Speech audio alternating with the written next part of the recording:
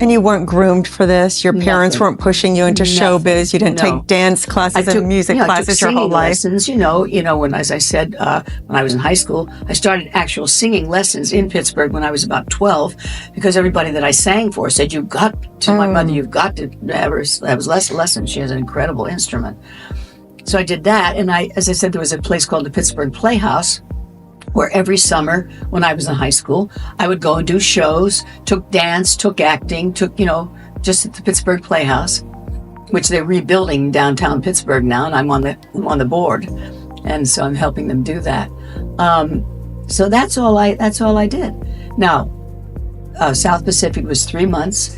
I went into another Rodgers and Hammerstein show called Me and Juliet, and they gave me the role of Juliet, which was a featured part, and I had one solo.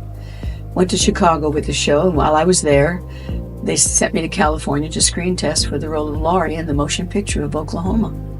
And that's how it all began. So you see the flow. Yes. Amazing. Then one thing after another without trying. So how did you meet Jack? Well, I did the movie, okay, which took about 9 months in Nogales, Arizona.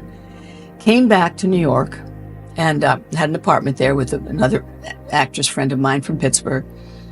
And Rodgers and Hammerstein put me under personal contract. I was the only person ever put under contract to them. I was never under contract to a movie studio. And so I did Oklahoma under that contract. And they said, Shirley, we're sending a production of Oklahoma, stage production, to Europe. It was kind of a Salute to France program, and they were going to be in Paris and Rome and Germany. And they said, we'd like you to play Laurie in the show. And the original director that had directed it on Broadway in 1942 was directing this. And I said, oh, wow, I'd never been to Europe. I said, how great. Sure. So the first day of rehearsals, we rehearsed in New York. And my friend that I was living with was a singer-actress, and she was in the show too, which was fun, nice. And she called me. She had to go to the dance rehearsal. She was more a dancer.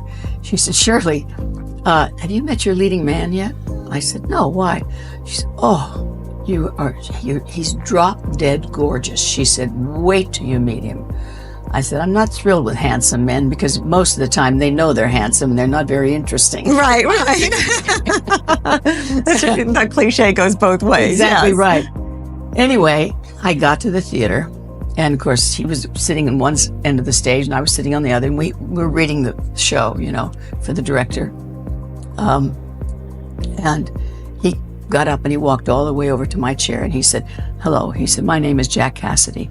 I said, he said, I know who you are. And he said, I just want to tell you that it's a pleasure to work with you.